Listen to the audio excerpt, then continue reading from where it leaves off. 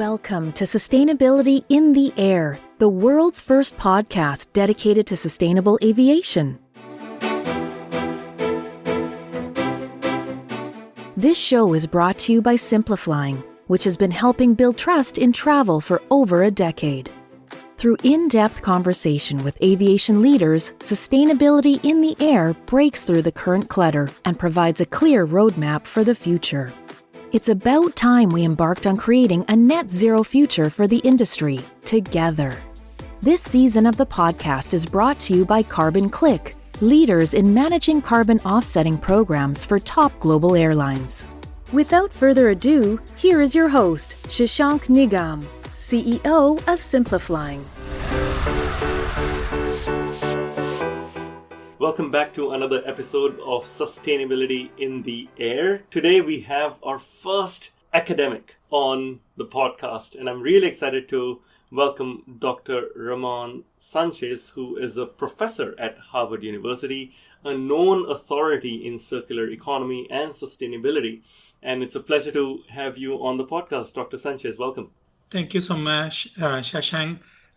One thing only, I'm principal investigator, okay? I teach at Harvard University, but I'm a principal investigator. What do you investigate?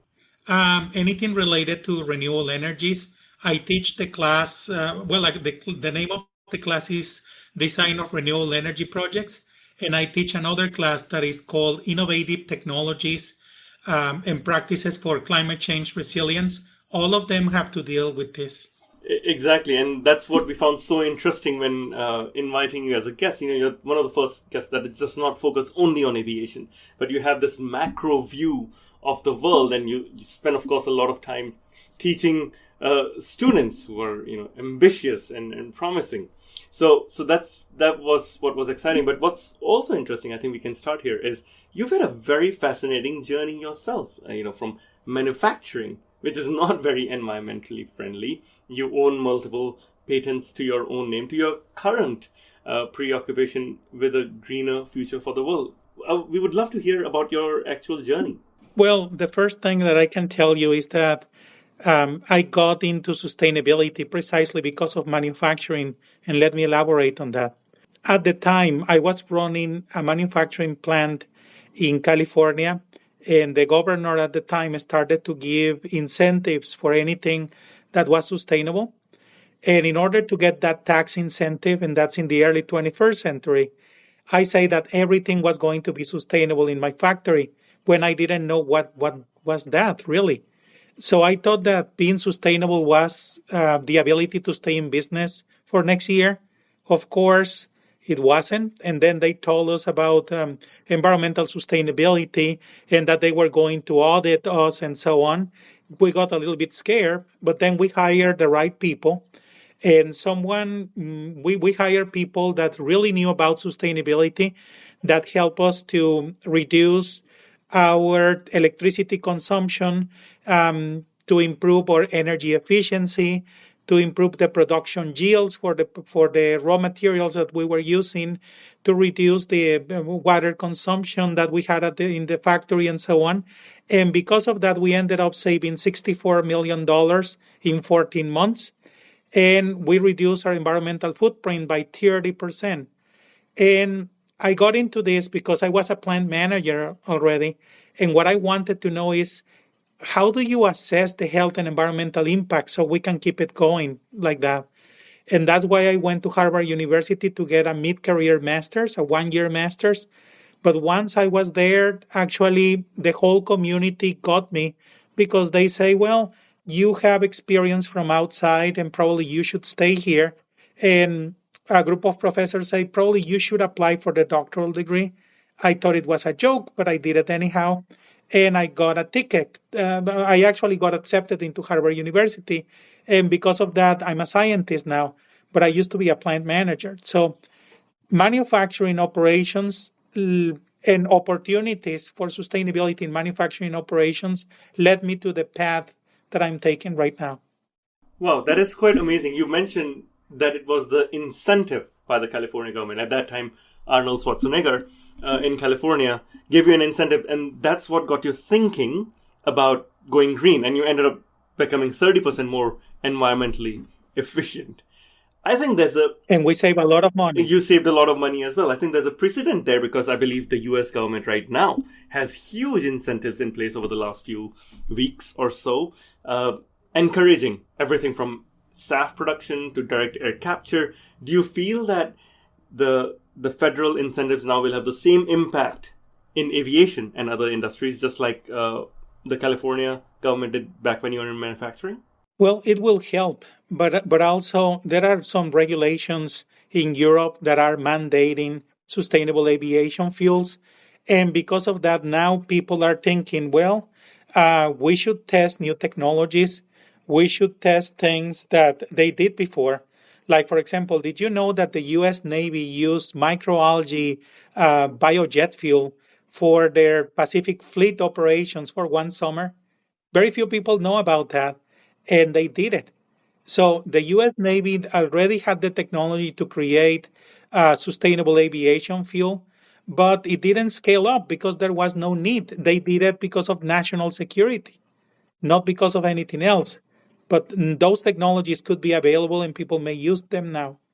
Very interesting. Now, you mentioned Europe, which has a stick approach, mandates and fines, and there's the US, which has a carrot approach, incentives. Do you think one works better than the other? No, they work. They work the same. Okay, it's like, for example, right now I believe that airlines are paying close to $2.75 per gallon. What if I could tell you that probably using wastewater to energy technologies, they could get the same gallon of biojet fuel at $1.50. So using the incentives that the U.S. government provided, that will be the carrot, they could get there.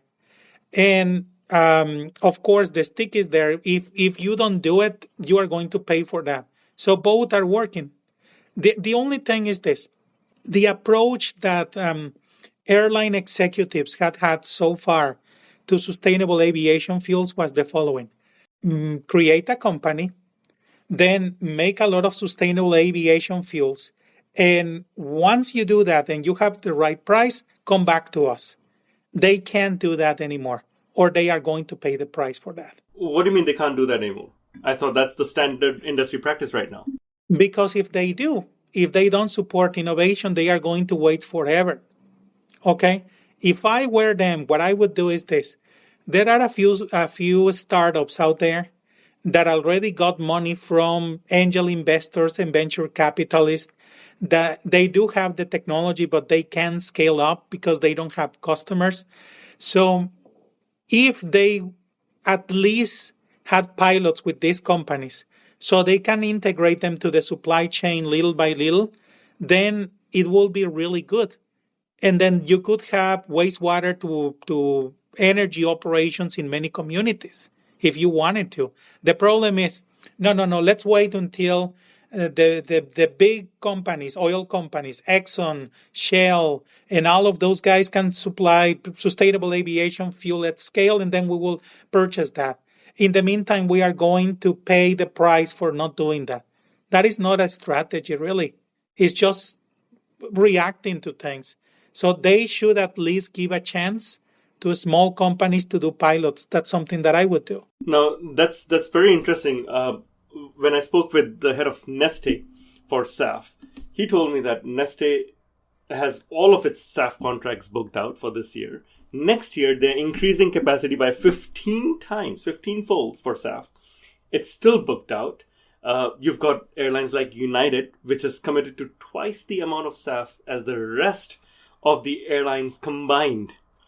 And that, there's just so much shortage right now. Do airlines really need to do anything other than go with whoever is offering it? Well, if they don't do something and secure the supply chain, what will end up happening is that some airlines will have sustainable aviation fuels and others are going to be waiting, because even if they increase capacity, I don't think that there is enough sustainable aviation fuel for everyone. I know that it's a stepped approach. You will have a percentage by 2025, a little bit more by 2030, and so on. But still, we are talking about the whole industry. That's why my point is, don't do what you have been doing for 25, 30 years, because if you do, you are at risk of missing the boat. So give a chance to small companies because let's say, for example, that one company could actually supply sustainable aviation fuel at $1.50, and it was using wastewater and I don't know, microalgae, heterotrophic organisms, and so on. And let's say that that airline purchased that small company. That is the exit strategy for the startup. But then the airline will own that, and then it will have a vertical integration, fuel and transportation right there. Yeah. So it's an opportunity. And this has been done before. We know for a fact Delta Airlines owns a refinery, an oil refinery, and they've tried to do vertical integration and some sort of control. And in a resource like sustainable aviation fuel or SAF, where there's so much shortage, definitely there is a case for looking at vertical integration.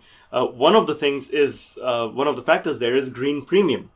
Currently, at least today, the cost of SAF is, I believe, 5 to 6 times that of jet fuel. But if you look at technologies like solar power, where the cost has come down multiple folds, or wind energy to electricity, again, cost has come down tremendously. Do you feel that SAF will go the same way? My forecast is that yes, but let me tell you why. When I started with renewable energies, solar panels were about 10 times more expensive than what they are right now. It was difficult to get contractors. It was difficult to scale up the whole thing. It was difficult to do a lot of things with renewable energies. So right now, it seems like people that are producing sustainable aviation fuels, they are just getting started. And you will have economies of scale, new technologies, new suppliers. People will enter the market because this is something that is needed, not something that we can delay for a few more years. So my forecast is that you are going to reduce the price for sustainable aviation fuel in a very significant way. And if you do things that are like leapfrogging your competition by using a new technology, then you can get cost reductions from there. Right, absolutely. You mentioned earlier the metric. When you, in manufacturing yourself, you had a lot of savings when you went green, and you had 30% lower environmental footprint. What are some of the metrics aviation executives should be looking at when they think about their own road to net zero? Okay, they certainly have to consider greenhouse gas emissions per flight, or something like net greenhouse gas emissions. But what I mean is this. A lot of people, they think that, well, we can actually increase the amount of sustainable aviation fuels just to comply with the regulation, but then we can say that we are net zero by using offsets. That should not be the strategy, because everyone else is thinking about offsets as well. And they are going to be competing with everyone for those offsets. So what I think that they should do is to say greenhouse gas emissions per flight, or per mile, or a metric that is measurable, But then what they should do is to create some goals to say, well, we actually want to have like close to zero emission flights by 2040, for example. Close to zero means like 85% reduction in greenhouse gas emissions by 2040. And then just make sure that metric, which really helps in decarbonizing the industry and really helps the planet, that they can comply that. And if for some reason that they can't, then they use offsets, not the other way around. Right now, a lot of people are like, well, give us a few dollars and then your flight will be net zero. And they are using that for offsets. And the offsets, sometimes they are not certified. Sometimes it seems like they are actually not additional, meaning that they will have happened anyhow without the money from the airlines. So we really have to be careful with that, because otherwise it's going to be greenwashing and people are going to find out. No, absolutely. Airlines have been wrapped on the knuckles for greenwashing, especially in Europe, where the regulators have come down hard. You're essentially saying that instead of net zero, the metric should be true zero, which is reducing actual emissions rather than being net zero. It's unlikely to actually have net zero. Just the legacy emissions from building the airplane and the tarmacs and the airports and so on. Somebody will come and say, you don't have a net zero operation because of all of the cement and everything else that you use. No, that's why I say close to net zero. Okay. But let's try to reduce the emissions from the operation of the airplane to get as close to zero as possible. That will be the message. Okay. Another one that is real important, I believe, a metric is what is the participation of the passengers into this? And let me elaborate. You could charge a little bit more for the ticket in order to actually purchase sustainable aviation fuels, even if they are more expensive. But if people, for example, they say, well, I'm going to fly on this airline because they actually are getting close to net zero and they monitor that, then they can find out what are the changes related to decarbonizing the industry and if this is a competitive advantage instead of being a liability. No, that's very interesting. And let me share two case studies here.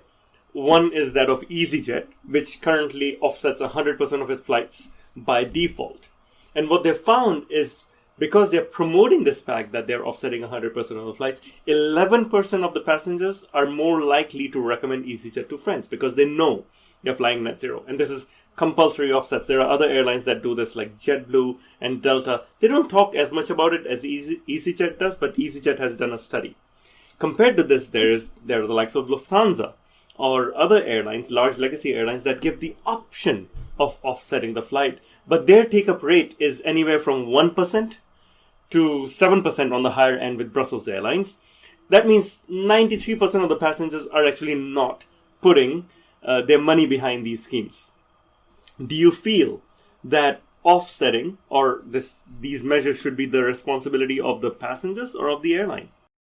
May I be completely blunt on this? Please, absolutely. Companies have to stop, blaming the user on not being environmentally conscious. Because if I wanted to be like zero emissions as a customer, I will not fly.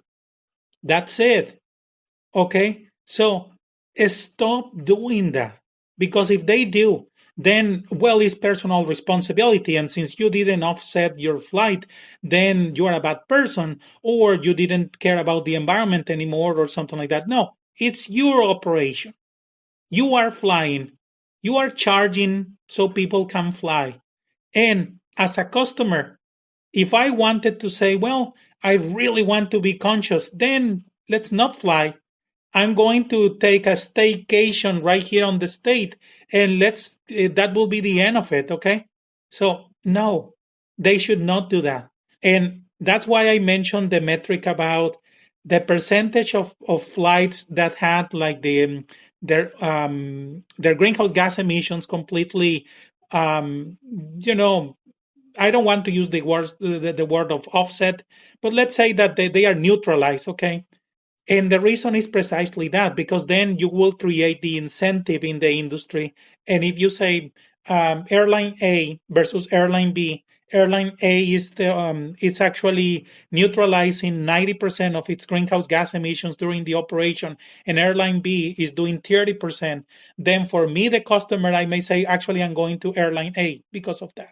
Right, and that's exactly what EasyJet is saying, that people are 11% more likely to recommend EasyJet once they know that the airline is, neutralizing its carbon footprint. Absolutely. Now, one of the things is that, there's criticism leveled by business leaders against scientists and academics and advocates that many recommendations are rooted in theory and are too radical to implement. But given your expertise as someone who has actually worked in manufacturing and taken it green, how do you address this challenge? Well, the first thing is that, being blunt again, if I had been in the oil industry, the biggest myth or fake news that I will create is that sustainable aviation fuels were not ready for prime time. That way I will keep selling what I had before. Okay, so it seems like it seems like they do have the technologies to make it happen, but they had no reason to do it because there was no enforcement for climate change legislation in the United States or in many places. There were no sticks, okay, in place yet at the time, and so why would I do it? Okay, so they do have some of the technologies. How do you think the Navy was able to fly with microalgae jet fuel for 3 months? Do you think that, oh, no, that came from a lab in a university? No way. They knew what they were doing and they actually ordered that. Of course, it was expensive at the time, but considering economies of scale, any increases that you have in the supply of sustainable aviation fuels, and using the technologies that they already have, they could do it. Okay. The only problem is the myth is no. Sustainable aviation fuels are not ready for prime time. It's just a bunch of people in academia that say that it's ready, but in reality, it's not. And that way, or they will scare you. You want the price per gallon of fuel at $20 per gallon. This is what you will get if you listen to the people in academia, because in reality, it's not possible. It is possible. The problem is I don't want to do it because nobody's forcing me to do it. Nobody's forcing me. Even let's say that you are flying with the same fuel that you have right now, but you offset all of your greenhouse gas emissions doing something else that is cheaper, that will be good as well.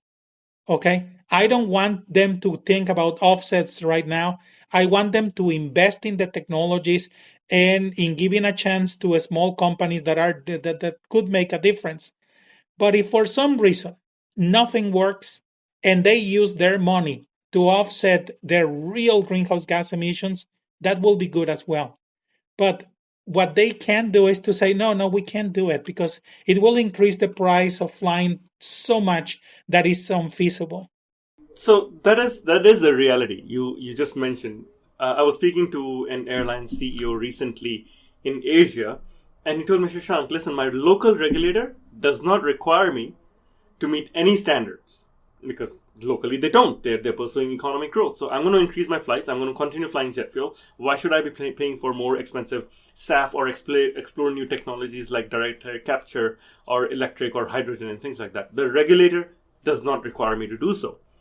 Compared to this, in Europe, for example, that there are strict regulations coming through, which will not require, but definitely lead the industry to greener technologies. But the global South, in general, has often been criticized for using low-quality fuel or pollution control devices. But economic progress is not at par in these countries with global North. So, of course, they want to play catch-up through the least expensive methods that often compromise with sustainability goals. Do you think economic growth coupled with sustainable development is a possibility from an aviation lens for the global South here? Oh, absolutely. Now, let's think about the future. Imagine that some small companies went to the Caribbean or to the Maldives or any of these destinations in which it's very difficult for you to get there. If you are not using an airplane, it will be very difficult for you to get there. What if those communities were producing all of the jet fuel, sustainable aviation fuel that you need? Okay, and that could be paid for by international financial institutions like the World Bank, the Asian Development Bank, the Inter-American Development Bank, etc. Then what will end up happening is that you will create a lot of jobs in those communities, jobs that are very resilient to other things like fluctuations in the market, and you will support the local economy. What if you could provide either fiscal incentives for airlines for purchasing that fuel, or you could actually produce the fuel at a very competitive price, even cheaper than in other places. And so some airlines will fly there just to recharge and get the aviation fuel that they need. That is very, very interesting. You mentioned Maldives. It's a big tourist hub, or Mauritius for that matter. They are islands. You have to fly there. You can't take a boat or train there. But these countries currently do not have the infrastructure to produce sustainable aviation fuel specifically, but even other methods like electric aviation batteries or charging stations or hydrogen storage and transportation. How do you even build that infrastructure? That's a big thing you're looking at. You do it little by little, okay? Just think about this. There was no Facebook in the year 2000. See what we have right now. Amazon started just as a final project for an MBA. And then they say, what do I do? Well, people don't get rare books whenever they leave Cambridge, Massachusetts. So probably you should think about selling books online and check what happened. That was 1996. So the whole point is this. If you actually get the right technology, you can scale up little by little, okay? You could start by just saying, well, the 5% that the European Union is requiring, we will produce it here. But then people will get better and technologies will get better and other things will get better until you actually achieve your goal, okay? And you scale it little by little. Do you think that the oil industry actually was born the size it is right now in 1859? Really? In 1859, it was a couple of guys with buckets just going into a hole on the ground, and their goal was actually sustainable. Let me tell you why. They wanted to stop killing whales for sperm whales because they didn't want the oil from there, and they decided, well, this may be a better alternative for people. They didn't know anything about carbon emissions at the time, but who knew? My point is this. You need to give a chance to the market to respond. The governments should provide the right incentives, like fiscal incentives, like loan guarantees, for example, for these small companies that will be producing the fuel. And they could get those loans from the World Bank or any of the international financial institutions, and then they can start little by little. But the strategy of, I'm an airline, I'm not purchasing anything until you come to me with sustainable aviation fuel at this price at the right scale, that is a really lousy strategy. So I fully agree that the current strategy is not working necessarily. It doesn't work in every context. I also agree with the scalability of technologies that you're mentioning. Having said that, the examples you used, Amazon, Facebook, these are software companies. We are talking hardware. We are talking infrastructure, which require way more. It's not two guys sitting out of a dorm. I mean, even Japan today does not have SAF production capabilities, let alone countries like Maldives or Mauritius, which will really need to work hard to get this. I mean, I think Japan Airlines recently had a first flight with sustainable aviation fuel, but that was brought in from Singapore. United, I believe, operated a sustainable aviation flight, which had fuel from Rotterdam coming in. So when developed, advanced countries do not have this capability, is it right to expect the global south, countries like Galapagos or Easter Islands or Maldives to say, you know what, we're going to meet that 5% EU cap? But this is where innovation comes, to the picture. Let's say that in the Galapagos Island, instead of doing production the way we used to, what if we have offshore microalgae farming away from the island a little bit, and then you could produce all of the fuel that you need? So, but if people are unwilling to do that because they say, well, just come back whenever you have it, okay? Whenever it's over, come back, and then we will purchase that from you, but not before. That is a very reactive way of thinking about this.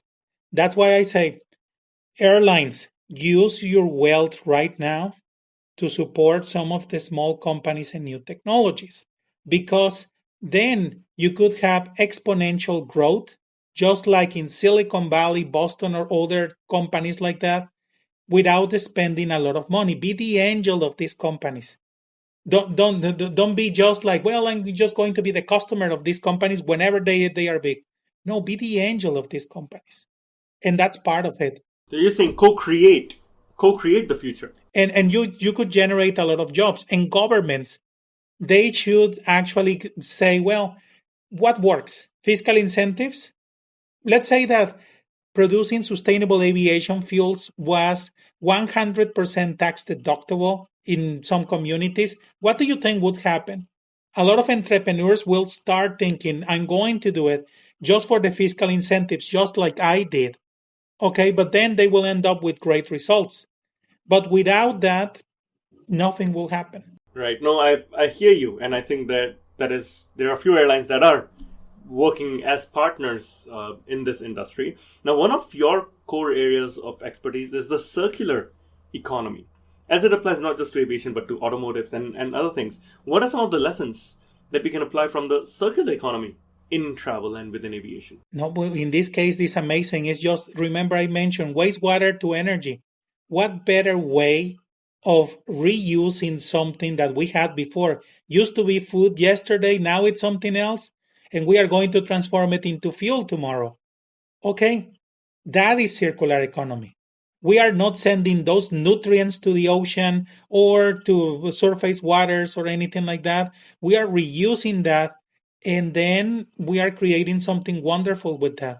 So that's part of it. The other thing would be, for example, I think that they are already good at this, but a lot of the materials that are used in the airspace industry are very standard, and they created a whole industry. Like, for example, aluminum, for example, it came because of the need that airlines had to reduce the weight of the airplane. Okay, well, now aluminum is 100% recyclable, and it could end up in a can for soda that you are drinking, or it could end up in the frame of a new car, for example.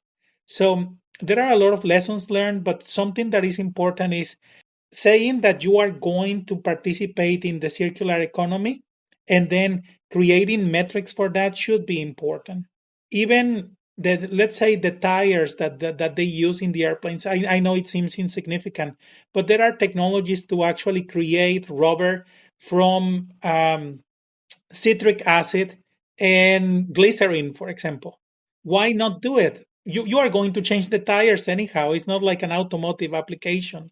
So it's just that thinking that any opportunity I can get for the circular economy, I should use it. Now, just like sustainable aviation fuel, there have to be right fiscal incentives from the government. There have to be right companies trying to get in. I know, for example, in catering, there is a lot of innovation happening where there are bamboo cutlery or boxed water, no single-use plastic, things that airlines are doing which are customer facing. Do you feel some airlines are getting this right? They are starting.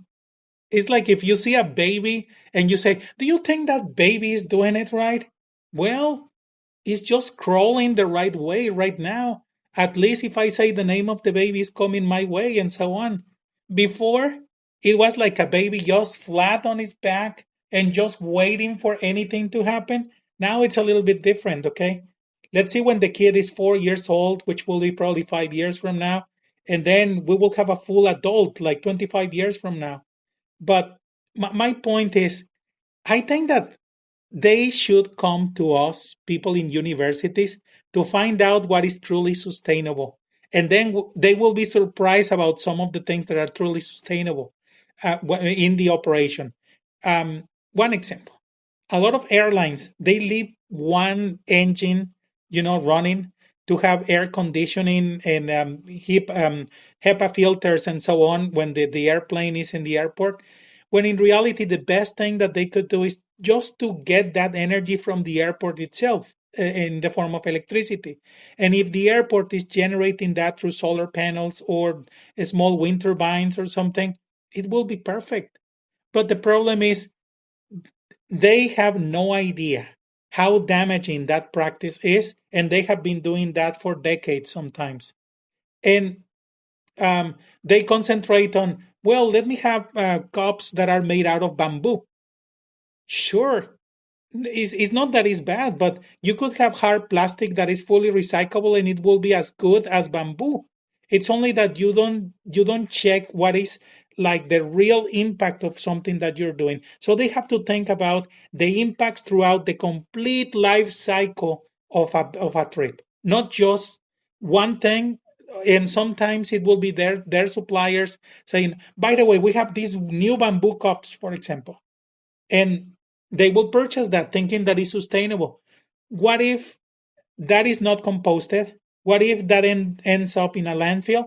What if that is generating methane that is even worse for the environment? But they don't check. That's why they should get close to universities and work together so we can actually say, well, this is really, really sustainable and it costs you nothing. Probably you should do it.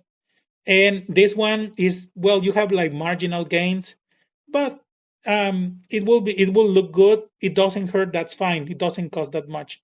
And this thing that you're doing that is costing you a ton is doing absolutely nothing. Probably you should stop that.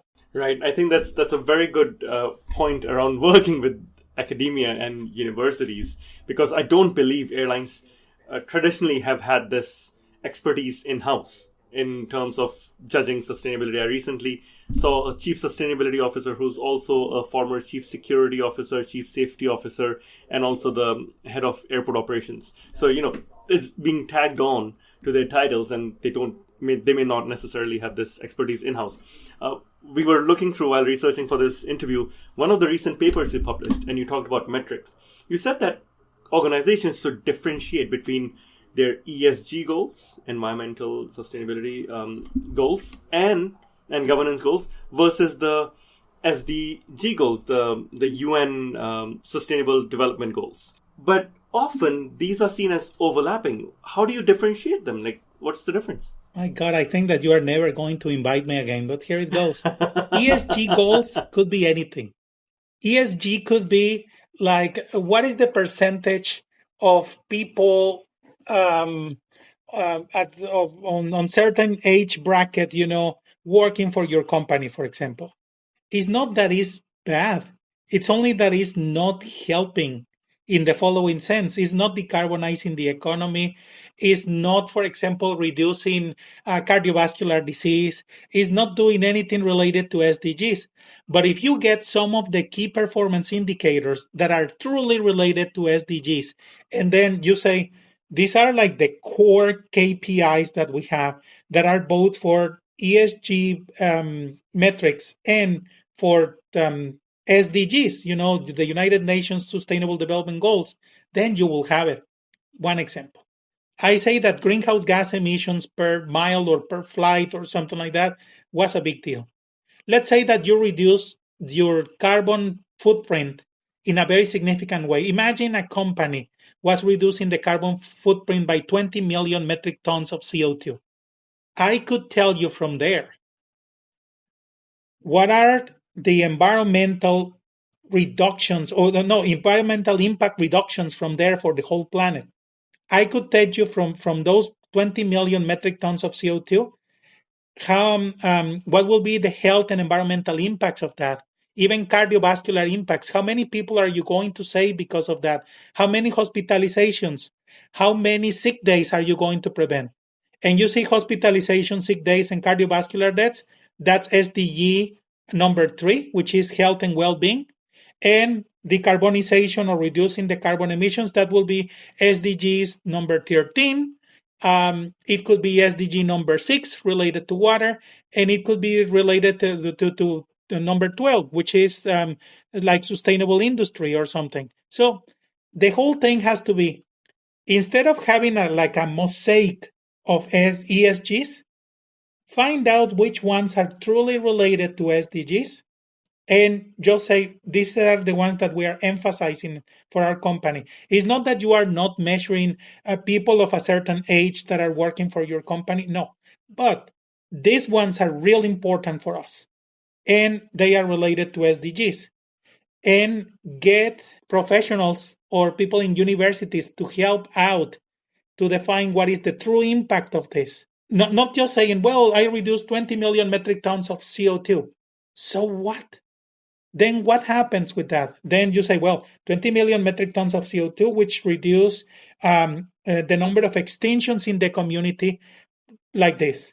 They reduce the hospitalizations like this, sick days like this, cardiovascular deaths like this, and so on. And then you have like real meat right there. Otherwise, it's just fluff. Now, the interesting thing, I totally hear you. The interesting thing is most airlines are in growth mode, and instead of reducing emissions, the emissions are growing. How do you address this? I mean, as an airline CEO, I want growth because that's what my shareholders want. Yes, I want sustainable growth, so I will be greener in my emissions, but my emissions are growing, not reducing, as compared to most other industries. Sure, but then let's say that you have to. It's like somebody who wants to lose weight. You have to start by saying, actually, I have the conviction of losing weight. Somebody who is 400 pounds, like really heavy, said, doesn't matter. If I start little by little introducing sustainable aviation fuels, what about, I'm offering people to actually offset the greenhouse gas emissions. I will do it, but I will use scientifically based methods to do it, something that is truly certified to do it. Then it's a little bit different. And then if they see the market mechanisms, the fiscal incentives, and sometimes the regulations, the sticks, they can change this thing little by little.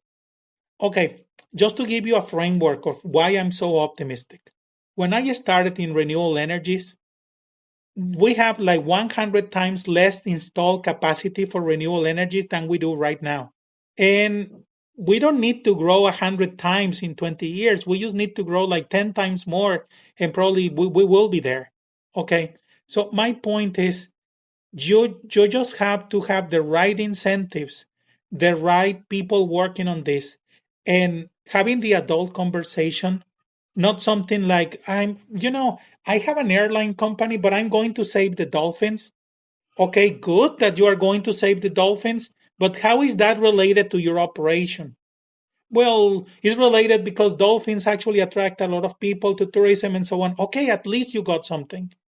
But just saying, I'm going to do this that has no relation to my operations and I don't know my impact, but it's good, probably I should do it. No way. They have to actually come to scientists. Just homework for people that are viewing this. I'm in academia. They should try to check this paper scientifically assessing the impacts of sustainable investments. It's in Science, is one of the top journals.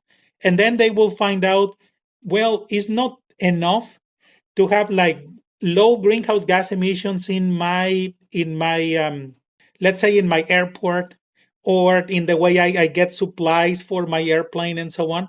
No, the impacts that you will have, that your products will have, are really important, and that's where you will have the real significance on what you do. So if you say, well, I'm just going to use 10% sustainable aviation fuel, it will be a start, but then you can get benefits from that.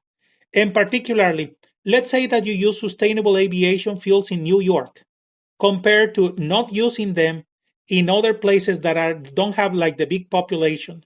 The cardiovascular benefits of using sustainable aviation fuel in Dhaka, Bangladesh, in New York, or in places like that are highly populated, like Mexico City or Bangkok, will be like 20 to 50 times bigger than using sustainable aviation fuels in a place that has a small population. But that will be because of cardiovascular benefits. That's why I say, people in the industry, please come to universities. We can help out a lot. The fact that it's not happening is beyond me. I don't know why that is not happening. Well, to be honest, the industry has had a couple of very hard years facing COVID and emerging from it. I'm hoping, and I'm sure we will see more university collaborations with the industry. Now, going back to metrics, you talked about this, overall emissions. Now, while the overall emissions from the airlines are growing, one key metrics airlines love to use is emissions per passenger or per seat flown per kilometer or per mile. That, of course, is reducing because you have planes that can carry lots of people. Planes are more full or fuller. Hence, emissions per passenger per seat mile flown is lesser. This is especially true for low-cost or ultra-low-cost airlines that pack lots of people in, and hence you're having 200 passengers on a plane as opposed to 150 for a large legacy airline. Do you think this is a strong metric? Well, it's almost like, well, I'm actually not eating a lot of calories, okay? I had just like half a slice of cheesecake. That's fine. No. Let's check the real metrics. What is the quality of the food that you are consuming? And how much is that helping or hurting? Okay. My point is, let's have the adult conversation. What helps and what doesn't? Okay. No gimmicks. No, I'm trying to get or get through this right now, and then I will think about the future. No, we should sit down and have the adult conversation, because then everyone will benefit from that. Okay, that's my point. It's not that it's wrong. Yeah, eating half a slice of cheesecake is better than eating the whole cheesecake. Yes, of course. But it's better even if you say, well, now I'm eating something that is actually not that damaging. I'm eating an orange, or I'm eating something else. Has like the same value, it's still dessert, but I'm not getting all the saturated fat from there and so on. Same thing. Fair enough. I like the analogy there. You have, of course, encouraged a few times now for airlines to come work with the universities and academia. But, apart from research, how do you think academia can truly help the aviation industry become greener? People in academia have to take tourism seriously. Okay, there are a few places that have a tourism program, like the real program, but most of the time it's about marketing and how to promote a destination and so on. But people that are in the School of Engineering or in public health, like I am, they should consider this need to decarbonize the industry as a great opportunity. If you need to decarbonize, okay, and you need to actually get things done in not only in sustainable aviation fuels, but sustainable buildings, hotels, for example, sustainable water for swimming pools, sustainable methods for disposing of food waste, and so on, then you will be able to actually do it. But that's a wonderful opportunity. This is a whole industry that needs to decarbonize. But if they say, well, we don't need it, we actually are not working with tourism because only a few institutions are working with that, and mostly is in the hospitality sector or the business school probably, but not us, the scientists, that's a lost opportunity. No, I think that's a fair point, and we don't want lost opportunities here. To sum up, I'm hearing the airlines need to look at this from a different view. They have to take an active role in being co-creators of this technology that will support them through a sustainable future. Do you believe there are certain airlines or organizations beyond airlines that are doing a good job at this right now? Did I mention the U.S. Navy? Yes. They provided a lot of money in order to have sustainable aviation fuels for the whole Pacific fleet, which will in a whole summer, which was like 3 months. So that's an example. But then other organizations are doing the same, not for aviation, but they are doing it for other fields like transportation, ground transportation. And they are doing an excellent job doing that. Of course, you may say in ground transportation, we can electrify the whole thing. But in aviation, it will be difficult. Unless you are thinking about very short flights and then recharging, that will be kind of difficult. So airlines, I think that they have to just consider what they can do in order to actually get this thing right. And part of it, I already mentioned several things. It's being angels of new technologies. That's one. Trying to get the adult conversation going, saying, yes, if we are going to try sustainable aviation fuels, not only what the regulation says, but let's see if we can go beyond that. And if we can't, or we can't decarbonize everything, at least we can do offsets, but in a very scientific way, not just something that somebody's offering me, and I don't know if it's good or not. Okay, and then the other thing that they can do right now is to look for other opportunities, not only sustainable aviation fuels.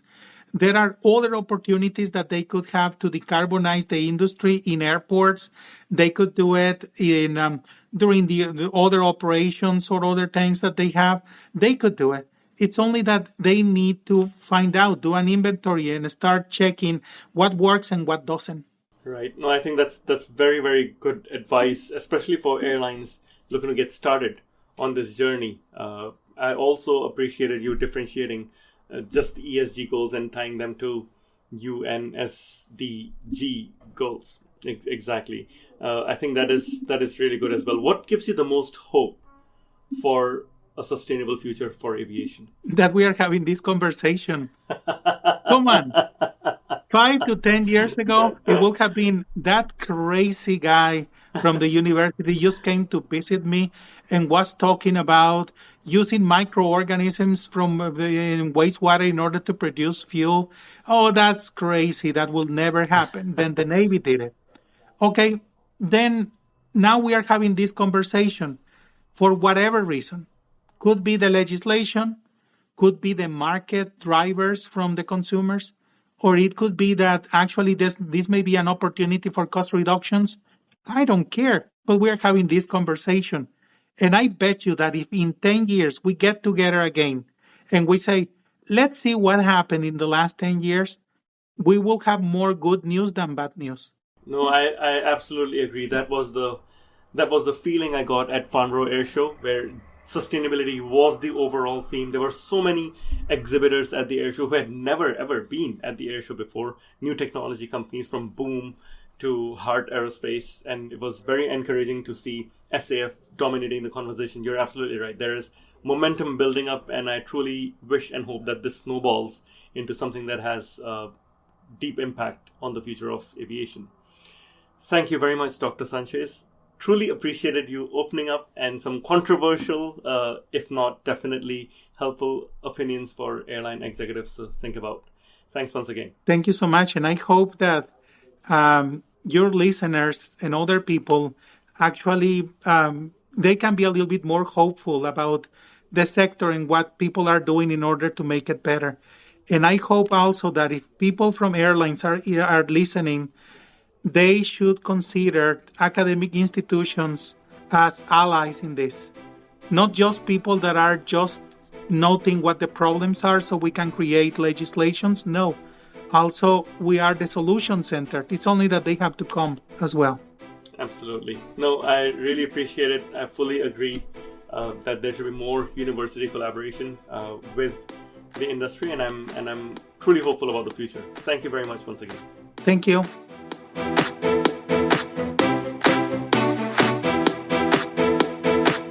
Thank you for listening to this episode of Sustainability in the Air, the world's first podcast dedicated to sustainable aviation. We hope you liked it and will share it with your network. Please also leave us a review. Awareness is the key to a green future. Your support will help our insights on sustainable aviation reach a wider audience. In addition, for every single listen of this podcast, we will plant a tree. And for every single review, we will plant 50 trees. You can also write to us at podcast@simpliflying.com. And for more content on sustainable aviation, please visit our website, simpliflying.com, and join the movement.